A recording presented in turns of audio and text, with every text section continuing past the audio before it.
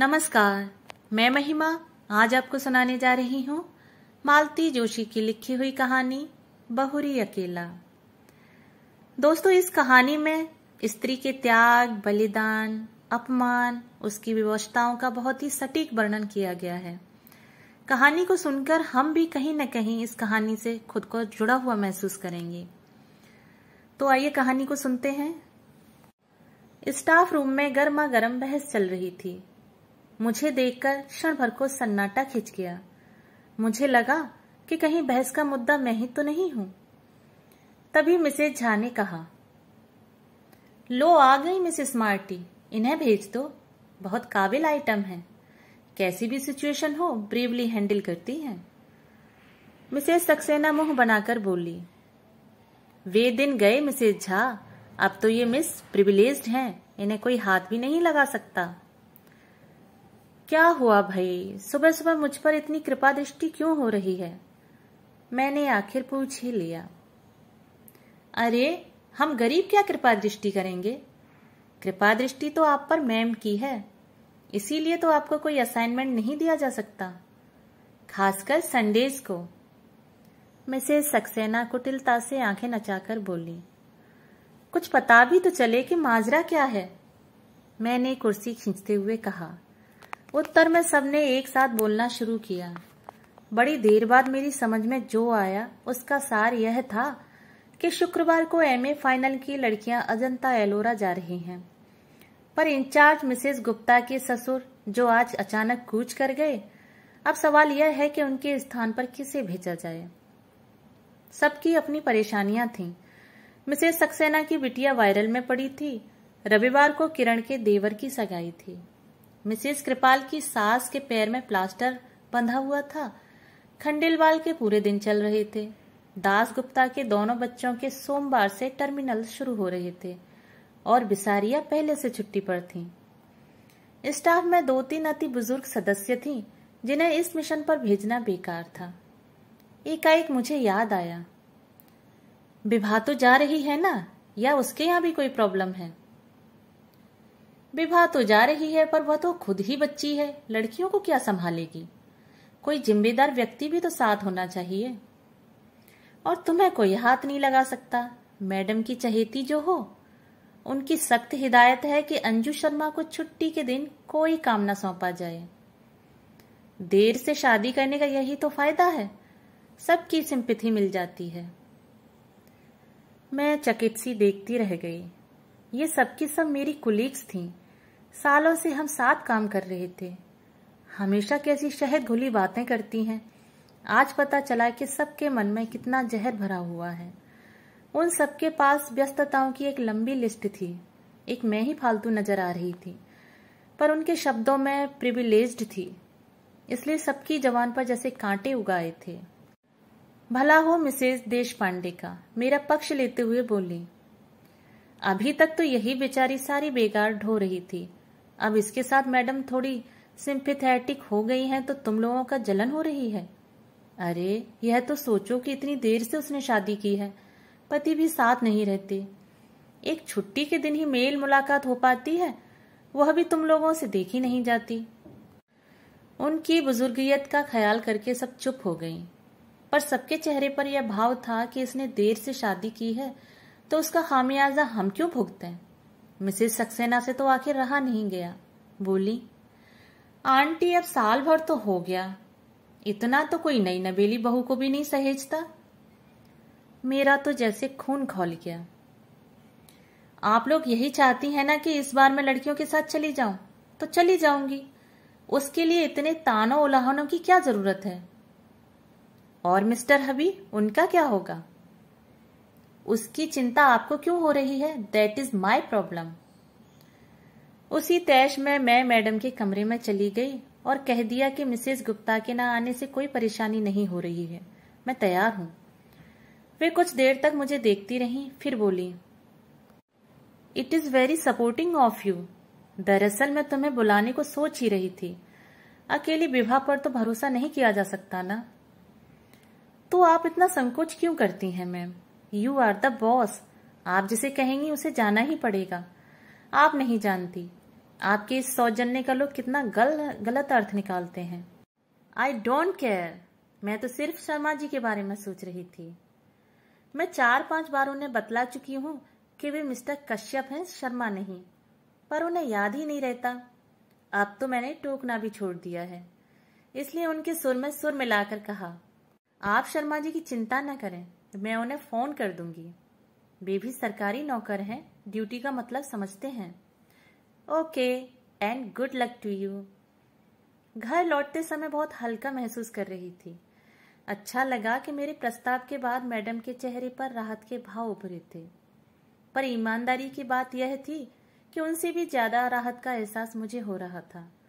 पिछले 2 हफ्ते श्रीमान जी नहीं आए थे।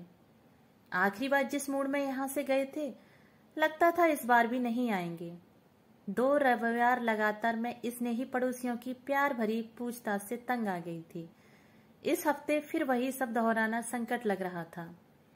शायद इसीलिए आगे बढ़कर मैंने यह जिम्मेदारी ले ली थी। मुझे एक बहाना चाहिए था, सो मिल गया। कभी कभी लगता है मैंने नाहक शादी की। जिंदगी अच्छी भली गुजर रही थी, न कोई तनाव था न पछतावा। बस एक शादी की चिंता थी जो मुझसे ज्यादा मेरे भाइयों को खाए जा रही थी। अपनी भरी पूरी गृहस्थियों के बीच बेचारे एक अपराध बोध के साथ जी रहे थे। बड़े भैया की पिंकी के बीए कर लेने के बाद तो सबके सब जैसे एकदम व्यग्र हो उठे। कम से कम उसकी शादी से पहले मेरी हो जाना लाजमी था। सो श्रीमान कश्यप को घेरा गया। 10 और 12 साल के 2 बच्चों के बाप से शादी करना मेरे लिए कतई रोमांचक नहीं था, पर भाई आश्वस्त थे कि मुझे अपना एक घर मिल गया है। पर उस बार घर से जुड़ कहां पाई, किसी ने मौका ही नहीं दिया। शादी के बाद 4-5 दिन रही थी। बाद में दीपावली पर लक्ष्मी पूजन के लिए गई थी बस। छुट्टियों में वे मुझे 1-8 महीना घुमाने ले गए थे। 1 महीना मुझे भाइयों के पास रहने के लिए कह दिया था। भाइयों के पास तो हर छुट्टी में जाती थी, पर इस बार का अनुभव नया था। पीहर आई बहन बेटी का स्वागत सत्कार, लाड़ दुलार पहली बार ही पाया था। शादी के बाद भी मैं तो उसी घर में बनी रही, पर हाँ, मिस्टर कश्यप को जरूर एक अतिरिक्त घर मिल गया था। उनकी सारी छुट्टियां यहीं गुजरती। केंद्र सरकार की नौकरी थी, शनिवार रविवार छुट्टी होती। वे भोपाल से शुक्रवार को इंटरसिटी से आते और सोमवार की सुबह उसी ट्रेन से लौट जाते। साल भर से मेरा दाम्पत्य जीवन इसी साप्ताहिक तंज पर चल रहा था। उस रविवार की रात को भी वे घड़ी में अलार्म भर रहे थे कि मैंने कहा, सुबह चले जाएंगे? जाना तो पड़ेगा ही, कल सोमवार है, भूल गई क्या? सोमवार को कैसे भूल सकती हूँ, मुझे भी तो कॉलेज जाना है। पर मुझे और भी कुछ याद आ रहा है। क्या? कल शाम मैंने कुछ लोगों को खाने पर बुला लिया था। कल क्यों, आज ही बुला लेती ना। यूं ही बुलाना अच्छा नहीं लगता, कोई मौका भी तो हो। तो कल क्या है? आपकी याददाश्त इतनी अच्छी है, आपको यहाँ बैठकर भी अपने बच्चों के नहीं, भांजे भतीजों के, मामा मौसियों के जन्मदिन याद आ जाते हैं। कल तुम्हारा जन्मदिन है? नहीं, मेरा जन्मदिन तो कब से आकर चला गया। जिन्हें याद था उन्होंने मना भी लिया। आपके लिए मुझे 100 बहाने गढ़ने पड़े। एक साड़ी अपनी ओर से खरीदकर आपके उपहार के तौर पर पेश करनी पड़ी। मेरा जन्मदिन आपको याद ही नहीं रहा, कोई बात नहीं, पर कल की तारीख तो आपको याद रखनी चाहिए, या उसका भी आपके निकट कोई महत्व नहीं है। न चाहते हुए भी मेरी आवाज थोड़ी तल्ख हो गई थी। उन्होंने कैलेंडर की ओर नजर डाली। ओह, कल 11 नवंबर है, मतलब अपनी शादी को 1 साल पूरा हो गया। धन्य भाग्य, आपको याद तो आया। पर आपने इस तरह मुंह क्यों लटका लिया? मैंने रुकने के लिए कहा जरूर है, पर कोई समस्या हो तो रहने दीजिए। सेलिब्रेशन का मूड अगर है तो मैं साथ चली चलती हूँ, नहीं तो उसकी भी कोई जरूरत नहीं है। तुम चलना चाहो तो जरूर चलो, उन्होंने कहा, पर स्वर में कोई आग्रह नहीं था। ऐसा है कि बच्चों की परीक्षाएं चल रही हैं। मंगलवार को शौनक का गणित का पेपर है, इसलिए मेरा कल जाना जरूरी है। सेलिब्रेशन से मेरा मतलब किसी पार्टी से नहीं था। हम सब मिलकर बाहर खाना खा सकते थे या एक आध पिक्चर देख सकते थे। बच्चों की परीक्षाएं चल रही हैं तो कोई बात नहीं, हम लोग दिन भर साथ ही रह लेते। यह प्रस्ताव आपकी ओर से आता तो मैं उतने में ही खुश हो जाती। पर आपको तो याद ही नहीं था। आपको अम्मा जी के ठाकुर जी तक की याद रहती है। पिछली रामनवमी और जन्माष्टमी पर श्रृंगार का सारा सामान यहीं से ले गए वे। बस आपको मेरा जन्मदिन या अपनी शादी की सालगिरह याद नहीं रही। बार बार बच्चों का अम्मा का ताना क्यों दे रही हो? वे लोग मेरी जिम्मेदारी हैं। और मैं क्या हूं? सिर्फ जरूरत। कैसी जरूरत? यह भी बताना पड़ेगा। कुछ देर तक कमरे में भीषण स्तब्धता छाई रही। फिर मैंने ही कहा, आप बच्चों के सामने एक आदर्श पिता बने रहना चाहते हैं, इसलिए मुझे तरजीह नहीं देते, जानती हूं। इसीलिए आज तक आपने मेरे स्थानांतरण के लिए प्रयत्न नहीं किया। आश्चर्य तो यह कि अम्मा जी ने भी कभी इसके लिए जोर नहीं दिया। Please leave my mother alone. मैं कोई उन्हें गाली थोड़ी दे रही हूं, एक बात कह रही हूं। कोई भावुक महिला होती तो कहती, बहू तुम आकर जल्दी से अपना घर बार संभालो और मुझे छुट्टी दो। पर वे बड़ी प्रैक्टिकल हैं, उन्हें यही व्यवस्था रास आ गई है। घर में उनका एक छत्र शासन भी तो बना रहता है और बेटे को कोई परेशानी भी नहीं होती। वह आदर्श बेटा बना रहता है, आदर्श पिता बना रहता है और उसकी साप्ताहिक आनंद यात्रा भी निर्विघ्न चलती रहती है। आनंद यात्रा? वाह, तुम क्या सोचती हो? तुम कोई हुस्न परी हो जिसके लिए मैं दीवाना हो चला आता हूं? ठक लगा जैसे किसी ने कलेजे पर एक घूंसा जड़ दिया हो। बड़ी मुश्किल से मैं उस पीड़ा को जब्त कर पाई। फिर अत्यंत कसैले स्वर में कहा, मैं हुस्न परी होती तो 34 साल तक अनब्याई न बैठी रहती और ना ही 2 बच्चों के बाप से शादी करती। यह बात कहने के साथ ही मैं दीवार की ओर मुंह करके लेट गई थी। इस कारण उनका चेहरा नहीं देख पाई, पर वह जरूर स्याह पड़ गया होगा। वे उस रात कब कहाँ सोए मैं नहीं जानती। सुबह अलार्म बजा था पर मैं नहीं उठी। उन्होंने शायद अपने से ही चाय बनाई थी, पर मैं दम साधे पड़ी रही। जाते समय उन्होंने मुझे आवाज दी भी हो तो पता नहीं। सुबह उठी तो लगा जैसे एक भयानक स्वप्न देखकर जागी हूं। उसके बाद आज तीसरा शुक्रवार है। जनाब की कोई खबर नहीं। रूठ कर गए हैं, सोचा होगा मना लेगी। पर हम मिट्टी के नहीं बने हैं, बल्कि गुस्सा तो हमें आना चाहिए था। अपमान तो हमारा हुआ है। सच तो यह है कि उनके न आने से मुझे राहत ही मिली थी, क्योंकि मुझे लग रहा था कि अब मैं उस व्यक्ति का स्पर्श या सामीप्य सहन नहीं कर पाऊंगी। सुबह बैग भर रही थी कि फोन खड़का। मैं बोल रहा हूं। मैं? कितना जबरदस्त अहम है, जैसे आवाज सुनते ही पहचान लिए जाएंगे। अच्छा आप हैं, कहिए। हम लोग रात को 9 बजे तक पहुंच रहे हैं। फोन इसलिए किया कि खाना बनाकर रख सको। पिछले 2 शुक्रवार से मेरा खाना बर्बाद हो रहा था, पर मैंने उसका जिक्र न करते हुए कहा, हम लोग मतलब? बच्चे भी साथ आ रहे हैं, इसलिए बस से आ रहा हूं। ट्रेन बहुत लेट पहुंचती है। मैं पसोपेश में पड़ गई। मेरी चुप्पी से वे भी थोड़ा विचलित हुए। क्या हुआ, कोई समस्या है? कहो तो बच्चों को न लाऊं। बड़ी मुश्किल से उन्हें राजी किया था। बच्चे आ रहे हैं तो दे आर मोस्ट वेलकम, लेकिन सचमुच एक समस्या आ गई है। मैं आज शाम को अजंता एलोरा जा रही हूं। प्रोग्राम बदल नहीं सकती? नहीं, क्योंकि ये प्लेजर ट्रिप नहीं है। कॉलेज की लड़कियों के साथ इंचार्ज बनकर जा रही हूं। पर तुम ही क्यों? मैं क्यों नहीं? पिछले साल भर से तो उन्होंने मुझसे कोई काम नहीं लिया। मेरे सारे संडेज फ्री रखे। कॉलेज में इतनी परीक्षाएं होती हैं, पर कभी इनविजिलेशन की ड्यूटी भी नहीं दी। पर किसी की सदाशयता का ज्यादा फायदा उठाना अच्छा थोड़े ही लगता है। आखिर ये मेरी नौकरी है। इस बार उधर चुप्पी छाई रही। फिर 2 हफ्ते से आप आए नहीं थे तो मैंने सोचा इस बार भी नहीं आएंगे। मैं 2 हफ्तों से नहीं आया तो तुमने कोई खोज खबर ली? एक बार फोन ही कर लेती। कारण मुझे मालूम था, इसलिए फोन नहीं किया।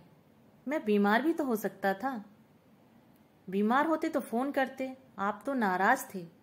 मैं तो आपकी आशा नहीं कर रही थी। शायद अम्मा जी ने। हर बार अम्मा जी को बीच में क्यों ले आती हो? बहुत श्रद्धा युक्त अंतःकरण से कह रही हूं कि शायद अम्मा जी ने ही समझाया होगा कि कमाऊ बीबी से बनाकर चलना चाहिए। उधर से फोन पटकने की आवाज आई। मैंने भी परवाह नहीं की। अगर आप कड़वी बात कहते हो तो सुनने का भी हौसला रखो। जब सुन नहीं सकते तो कहते क्यों हो? कॉलेज से लौटते हुए अचानक ख्याल आया कि सफर के लिए कुछ जरूरी चीजें ले लूं। घर की ओर मुड़ने की बजाय मैं बाजार की ओर मुड़ गई। वह शायद मेरी होनी ही थी जिसने मुझे इस बात के लिए प्रेरित किया था, क्योंकि उस ओर मुड़ते ही एक स्कूल बस मेरे सामने आ गई। उसे बचाने के लिए मैं सड़क के इतने किनारे चली गई कि गिर ही पड़ी। क्षण भर को आंखों के सामने अंधेरा छा गया। पल भर में वहां भीड़ जुड़ आई। 4 सहृदय लोगों ने मुझे स्कूटर के नीचे से निकाला और पास के अस्पताल में पहुंचाया। मैंने तुरंत एक फोन पड़ोस में किया और एक कॉलेज में। नीतू और उसकी मम्मी फौरन दौड़ी चली आई और पूरे समय मेरे साथ बनी रही। कॉलेज में फोन करने का मेरा उद्देश्य सिर्फ यह था कि लोग मेरे भरोसे न रहें, पर खबर मिलते ही प्रिंसिपल मैडम भी 2-3 लोगों के साथ आ गईं और जाते समय अपनी कार वहीं छोड़ गईं। रात 10 बजे जब घर लौटी तो मेरे बाएं हाथ में प्लास्टर था, बाएं पैर की पिंडली में 6-7 टांके थे और घुटने और कंधों पर खरोंचें थी। सौभाग्य से सिर पर कोई चोट नहीं थी, पर वह बेतरह घूम रहा था। घर आते ही पस्त होने से पहले मैंने बड़े भैया को फोन लगाया। मेरे कुछ कहने से पहले बे ही बोल पड़े, अरे इतनी देर से तुम कहाँ थी? मैं कब से फोन लगा रहा हूं। उनके स्वर में उल्लास फूटा पड़ रहा था। मैंने अपनी बात कुछ देर को मुलतवी करके कहा, थोड़ा बाजार तक गई थी, पर आप मुझे क्यों ढूंढ रहे थे? अरे वो बीकानेर वाले पिंकी को देखकर गए थे, उनके यहां से हाँ आ गई है। अरे वाह, बधाई। लड़का 3 महीने के लिए जापान जा रहा है, इसलिए माँ के साथ एक बार मिलने आ रहा है। मेरी इच्छा थी कि कल तुम दोनों भी आ जाते तो लड़के को देख लेते। दरअसल क्या है भैया कि मैं कॉलेज की लड़कियों के साथ टूर पर जा रही थी, तो इन्हें आने के लिए मना कर दिया था। कब जा रही हो? आज ही जाना था, पर पता नहीं कैसे स्कूटर से गिर पड़ी। पट्टी वगैरह करवाकर अभी लौटी हूं। ज्यादा चोट तो नहीं आई? चोट तो ज्यादा नहीं है, पर आना जरा मुश्किल लग रहा है। खैर कोई बात नहीं, टेक केयर। इन लोगों से निपट लूं फिर आता हूं। नीतू मुझे देखती रह गई। यह क्या, आपने ठीक से बताया क्यों नहीं? वे बिटिया का रिश्ता तय कर रहे हैं, इस समय मैं उन्हें डिस्टर्ब नहीं करना चाहती। जीजा जी को तो फोन कर दिया होता। नहीं रे, यहाँ नहीं आना था, इसलिए उन्होंने ट्रू प्रोग्राम बना लिया था। घर पर अम्मा जी और बच्चे अकेले होंगे, इतनी रात को फोन करूंगी तो परेशान हो जाएंगे। जीजा जी के पास मोबाइल नहीं है? यही तो सोच रही हूं कि इस जन्मदिन पर उन्हें प्रेजेंट ही कर दूंगी, बहुत परेशानी होती है। अच्छा नीतू, आज की रात तुम मेरे पास रह जाओगी? कल से मैं बसंती को बोल दूंगी। कैसी बात कर रही हो, आज तो मुझे रहना ही है। अपने घर पर खबर की भी होती तो सुबह से पहले कोई आता थोड़े ही। वह रात बड़ी मुश्किल से कटी। उपचार के समय उन्होंने जरूर कोई निश्चेतक दवा दी होगी। उसका असर धीरे धीरे कम हो रहा था और दर्द अपना अस्तित्व जताने लगा था। यूं तो दर्द निवारक गोलियां भी दी गई थीं, पर उन्हें कारगर होने में थोड़ा समय लगता ही था। घर का कोई साथ में होता तो मैं उसे अपनी सारी रात सोने नहीं देती, पर पराई लड़की को परेशान कैसे करती, सो सहनशीलता का नाटक करना ही पड़ा। दर्द के घूंट पीते हुए मैं बार बार उस व्यक्ति को कोस रही थी। मिस्टर कश्यप, आपने साल भर में कोई और तोहफा तो नहीं दिया, पर शायद बद्दुआएं दिल खोल कर दी हैं, उसी को भुगत रही हूं। नहीं तो 10 साल से गाड़ी चला रही हूं, कभी एक खरोंच भी नहीं आई। बमुश्किल तमाम रात के तीसरे पहर थोड़ी सी आंख लगी, पर नीतू ने 7 बजे ही चाय के लिए जगा दिया। उसका कहना भी ठीक था। बोली, आप हाथ मुंह धोकर तैयार हो जाइए, अड़ोस पड़ोस में खबर लगते ही आने वालों का तांता शुरू हो जाएगा, आप परेशान हो जाएंगी। फिर उसी ने मेरे हाथ मुंह धुलवाए, बाल ठीक किए, उसी की मदद से मैंने कपड़े बदले। फिर उसने मेरे हाथ में कॉर्डलेस थमाकर मुझे सोफे पर लाकर बिठा दिया। आसपास तकिए लगाकर ऐसी व्यवस्था कर दी कि मैं अधलेटी रह सकूं। बोली कि हर किसी को बेडरूम तक लाना ठीक नहीं लगता। उसका तर्क ठीक था, और जैसा कि उसने कहा था, 8 बजे से आने वालों का सिलसिला जो शुरू हुआ 10 साढ़े 10 तक चलता ही रहा। बेचारी नीतू नहाने धोने घर भी न जा सकी। 11 बजे मैंने उसे जबरदस्ती घर भेजा। कहा कि दरवाजे में चेन लगा दो, आने वाला अपने आप खोल लेगा। नीतू को गए हुए मुश्किल से 10 मिनट ही हुए होंगे कि दरवाजा अपने आप खुल गया। मैं तो चकित थी कि न दस्तक न घंटी, ऐसी औचक कौन आ गया। पर जब आगंतुक को देखा तो देखती रह गई। कमर पर दोनों हाथ रखे दरवाजे में खड़े होकर श्रीमान मुझे ही घूर रहे थे। उस दृष्टि में रोष था, उपालंब था, उपहास था और शायद तिरस्कार भी। आई न्यू इट, मुझे मालूम था तुम्हें कहीं आना जाना नहीं था, सिर्फ मुझे टालने के लिए बहाना बनाया गया था। I was damn sure. जिस तरह मुझे घूर रहे थे, मैं भी एकटक उन्हें देख रही थी। मेरी आंखों में उपालम की मात्रा शायद ज्यादा गहरी थी, क्योंकि थोड़ी देर बाद उन्होंने अपनी नजरें फेर लीं। उनकी नजरें हटते ही मैंने कॉर्डलेस पर पड़ोस का नंबर मिलाया। सॉरी नीतू डार्लिंग, तुम्हें फिर से कष्ट दे रही हूं, पर क्या है कि तुम्हारे जीजाजी आ गए हैं। एक कप चाय बनाकर दे जाओगी तो अच्छा रहेगा। मेरे लिए पड़ोसियों को कष्ट देने की कोई जरूरत नहीं थी। उन्होंने कसैले स्वर में कहा। अब वे दरवाजा छोड़कर सामने कुर्सी पर बैठ गए थे। अगर घर में चाय बनाने में कोई प्रॉब्लम है तो मैं बाहर पी सकता हूं। वैसे भी मैं यहाँ रुकने वाला नहीं हूं, सिर्फ देखने चला आया था। मैं भी उन्हें चाय पिलाने के लिए बहुत व्यग्र नहीं थी, बस चाहती थी कि इस समय हम दोनों के बीच में कोई तीसरा आकर बैठ जाए। मुझे पता था कि जीजाजी का नाम सुनते ही नीतू दौड़ी चली आएगी, और वही हुआ। 5 मिनट में नीतू 2 कप चाय लेकर हाजिर हो गई। हाय जीजाजी, नीतू ने चहककर स्वागत किया और हुलसकर पूछा, आपको कैसे पता चला कि दीदी तो फोन ही नहीं कर रही थी? पता करने वाले पता कर ही लेते हैं, इन्होंने कुटिल मुस्कान के साथ कहा। बेचारी नीतू इनका मंतव्य समझ नहीं पाई, अपनी ही रौ में बोली, मम्मी यही तो कह रही थी कि दिल से दिल को राह होती है, फोन करने की क्या जरूरत है। फिर इन्हें चाय पकड़ाते हुए मुझसे बोली, दीदी अब आप भी उठकर जरा सी चाय पी लो, सुबह से बोल बोल कर दिमाग चकरा गया होगा। वो मुझे सहारा देकर उठाने लगी तो उनके चेहरे का रंग बदल गया। मेरी अधलेटी मुद्रा को वे अनादर का प्रदर्शन समझ रहे थे। अब उन्हें कुछ कुछ समझ में आ रहा था। उठने की प्रक्रिया में जब मेरा शॉल कंधे से खिसक गया तो उनकी प्लास्टर पर मेरी नजर पड़ी। अरे ये हाथ को क्या हो गया? गनीमत है कि सिर्फ हाथ ही टूटा है। आप खुशकिस्मत हैं जीजाजी कि ये सही सलामत बच गईं, वरना क्या से क्या हो जाता। तुम्हें मैं सही सलामत नजर आ रही हूं? अरे हाथ ही तो टूटा है। सब लोग कह रहे थे कि किस्मत वाली थी कि जो सड़क के किनारे गिरी, अगर बीच में गिरती तो सोचो क्या होता। उस कल्पना मात्र से ही मुझे झुरझुरी हो आई।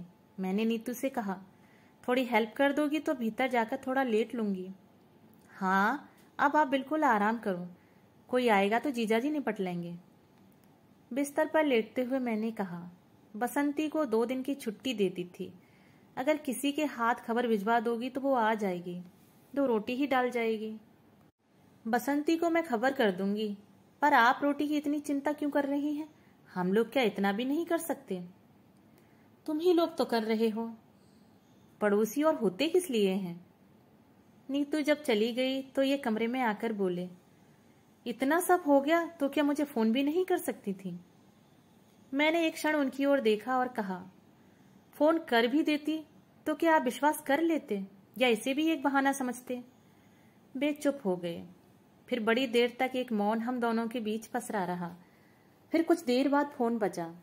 मेरा कॉर्डलेस बाहर ही छूट गया था, इसलिए फोन इन्हें ही उठाना पड़ा। शायद बड़े भैया का था, मेरा हाल चाल पूछ रहे थे।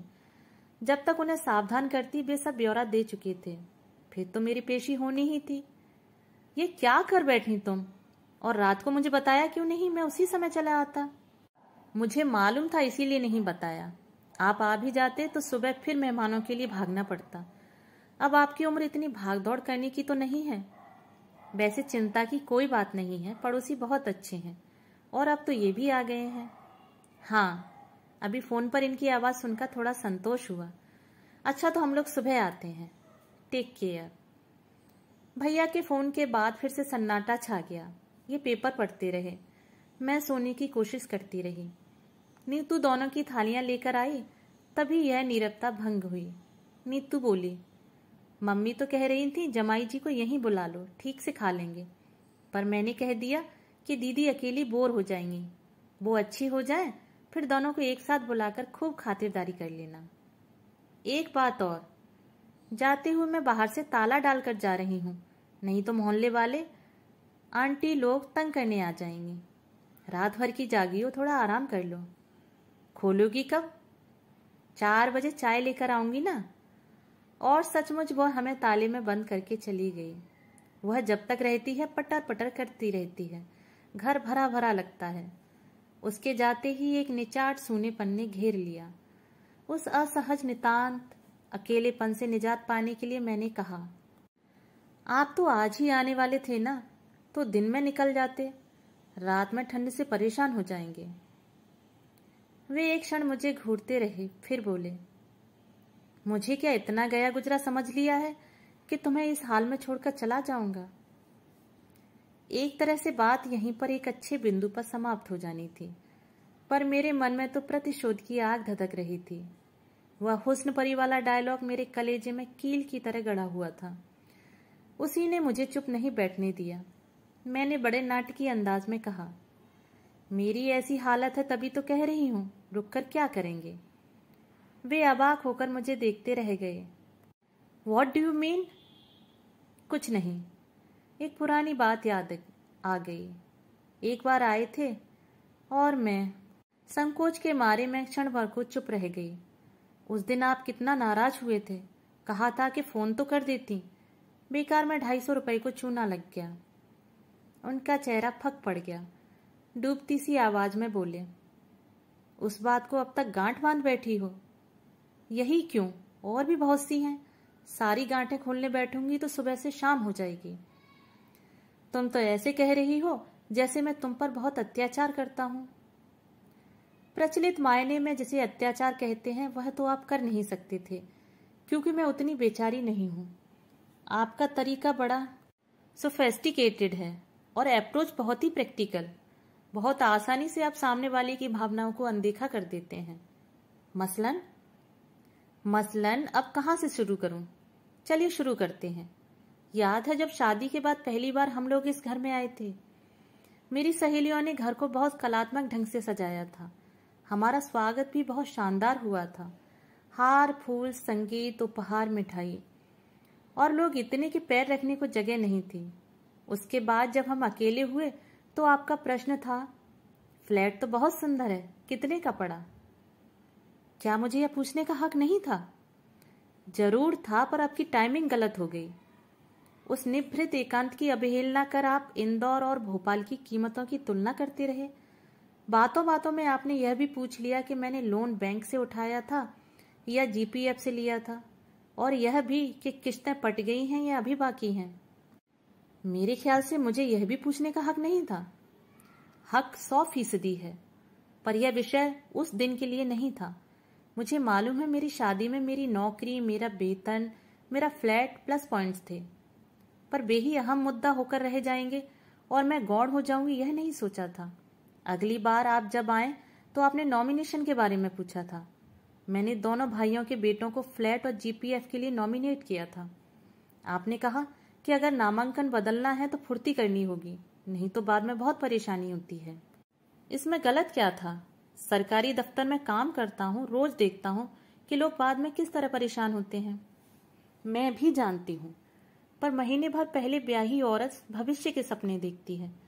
उसे वसीयत के बारे में सोचना जरा अच्छा नहीं लगता। बदली हुई परिस्थिति में शायद मैं खुद इस विषय में पहल करती, पर आपकी उतावली देखकर वितृष्णा हो आई। इसके बाद तो शोषण का एक अनवरत सिलसिला शुरू हो गया। मेरे टेलीफोन का बिल दुगना तिगुना आने लगा। सब लोग छेड़ते कि रात रात भर मियाँ से बात करती होगी। उन्हें क्या पता कि मियाँ ने घर पर बात करने के लिए एकदम मना किया हुआ है, और दफ्तर में बात करना मुझे अच्छा नहीं लगता। उन्हें कैसे बताती कि यहाँ आकर श्रीमान को सारे दोस्तों के, भाई भतीजों के जन्मदिन याद आ जाते हैं। सारे रिश्तेदारों की मिजाज पुरसी और मातम पुरसी यहीं से होती है। यह तो शायद तुम्हें भी पता होगा कि लॉन्ग डिस्टेंस कॉल संडेज को ही सस्ती पड़ती हैं, और अक्सर संडेज को मैं यहीं होता हूँ। हाँ, मुझे पता है, और मुझे यह भी पता है कि इंदौर का कपड़ा मार्केट बहुत अच्छा है, इसलिए चादरें और पर्दे यहीं से खरीदना चाहिए। यहाँ के रेडीमेड गारमेंट्स की मंडी भी बहुत मशहूर है, इसलिए बच्चों के जन्मदिन के लिए कपड़े यहीं से लेना चाहिए। यहाँ जब तब गर्म कपड़ों की सेल लगती है, इसलिए अम्मा जी के लिए शॉल और स्वेटर यहीं से जाएगा। इसके अलावा और भी फरमाइशी चीजें हैं, जैसे फरियाली सामान, नमकीन, राहुल के लिए कैमरा, एटलस, रीना के लिए बॉर्बी का सेट, कलर बॉक्स वगैरह। और मुझे यह भी मालूम है कि आपने घर पर यह कभी नहीं जताया होगा कि यह फरमाइश कौन पूरी कर रहा है। देखो, ज्यादा एहसान जताने की जरूरत नहीं है, हिसाब लगा कर रखना, अगली बार आऊंगा तो सब चुकता कर जाऊंगा। हिसाब करने की जरूरत नहीं, क्योंकि यह सब मैंने अपने घर के लिए, अपने बच्चों के लिए किया था। जिस तरह शादी के बाद यह घर आपका हो गया, मैंने सोचा कि वह घर भी अपना मेरा है, इसलिए एहसान की कोई बात नहीं है, बात अधिकार की है। राहुल को जन्मदिन पर डांस करना था, आप यहाँ का म्यूजिक सिस्टम लेके गए। बच्चों को गर्मियों में पिक्चर्स देखनी थी, आप यहाँ से वीसीडी प्लेयर ले गए। बार बार बिजली गुल होने से बच्चों की पढ़ाई हर्ज होती है, इसलिए मेरा इमरजेंसी लैंप भी भोपाल पहुंच गया। मैं शिकायत नहीं कर रही हूँ, आपको अधिकार था और आपने उसका उपयोग किया, पर यह तो वन वे ट्रैफिक हो गया, मुझे तो कोई अधिकार मिला ही नहीं, मेरा तो सिर्फ एक्सप्लॉयटेशन किया गया। वाह, सुनने में बुरा लगता है ना, शोषण कहूंगी तो और भी बुरा लगेगा, पर मेरे साथ यही हो रहा था और वह मेरी समझ में भी नहीं आ रहा था। पर मैंने मन को बहला लिया था कि मैं घर की किश्तें चुका रही हूँ, घर जिसकी मुझे अरसे से तलाश थी, घर जो रिश्तों की मजबूत जमीन पर खड़ा हो, घर जो आपसी सामंजस्य और सद्भाव के सहारे टिका हो। पर वह घर तो मुझे मिला नहीं, आपने दिया ही नहीं। देखो, तुम्हारी तरह मैं साहित्यिक भाषा तो बोल नहीं सकता, लेकिन आप खूब बोल सकते हैं। आपका हुस्न परी वाला जुमला तो अब तक मेरे कलेजे में गड़ा हुआ है। कल रात भर मैं दर्द के मारे सो नहीं पाई थी, पर यह दर्द उस दर्द के मुकाबले कुछ नहीं था जो उस रात आपने मुझे दिया। ये घाव तो कल को भर भी जाएंगे, पर यह घाव ताउम्र हरा रहेगा। और आज तो आपने कमाल ही कर दिया। आज मैंने क्या किया? वे हैरान थे। आज आप सिर्फ मेरे सच को परखने यहां चले आए। मान लो मैं चली गई होती तो आपकी क्या इज्जत रह जाती, या मेरी ही क्या इमेज बनती? आपकी तो यह दूसरी शादी है। इतना तो आप भी समझते होंगे कि दाम्पत्य का आधार होता है विश्वास, और मिस्टर कश्यप, आपने उसे ही नकार दिया, फिर शेष क्या रहा? तभी दरवाजा खड़का। नीतू शायद चाय लेकर आई थी। हम दोनों अच्छे बच्चों की तरह चुपचाप बैठ गए। वैसे भी बोल बोलकर मैं इतना थक गई थी कि कुछ देर आंख बंद करके लेटने को जी चाह रहा था, और चाय पीकर मैं सचमुच लेट गई। नीतू बोली, जीजाजी शाम को क्या खाना पसंद करेंगे बताइए। व्यंग्यपूर्ण मुस्कुराहट के साथ भी बोले, मैं गरीब क्या बताऊंगा, अपनी दीदी से पूछो, गेस्ट ऑफ ऑनर तो वो हैं। और इतना कहकर वे बाथरूम में घुस गए। नीतू थोड़ी देर बैठी बतियाती रही, पर मेरी ओर से कोई प्रोत्साहन न पाकर चुपचाप उठकर चली गई।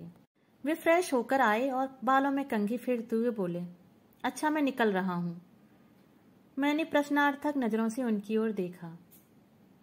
रतनाम बालों के आने पर रुकने का इरादा था, पर देखता हूं उसको कोई खास जरूरत नहीं है। तुम्हारे अड़ोसी पड़ोसी बहुत अच्छे हैं, खूब अच्छी सेवा टहल कर रहे हैं। मेरी वजह से बल्कि असुविधा हो रही है।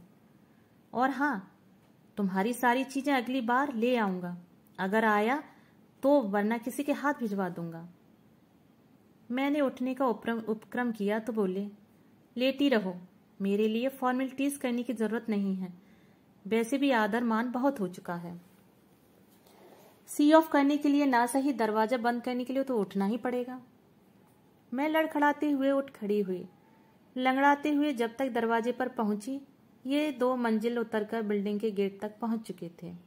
खिड़की से मैं उन्हें जाते हुए देखती रही। फिर मैंने बहुत मुश्किल से दरवाजा बंद किया। इतने से श्रममयी मैं हाँफ गई थी। देर तक बंद दरवाजे के सामने वहीं खड़ी रही जहां से मैंने उन्हें जाते हुए देखा था। मुझे लगा वो मेरे घर से ही नहीं, जीवन से भी चले गए हैं। अलविदा मिस्टर कश्यप, मैंने कहा। आज से मेरे घर और मेरे मन के दरवाजे आपके लिए बंद हो चुके हैं। घर का दरवाजा तो शायद कभी मजबूरी में खोलना भी पड़ेगा, क्योंकि इस शादी को इतना आसानी से मैं नकार नहीं सकती। इसके लिए मेरे भाइयों ने बहुत सारा श्रम और पैसा खर्च किया है, इसलिए इस शादी को तो मुझे ढूंढना ही पड़ेगा। पर मेरे मन का दरवाजा अब आपके लिए कभी नहीं खुलेगा, कभी नहीं। दोस्तों, यदि आपको ये कहानी पसंद आई हो तो मेरे चैनल को सब्सक्राइब और मेरी वीडियो को लाइक और शेयर करना ना भूलें। धन्यवाद।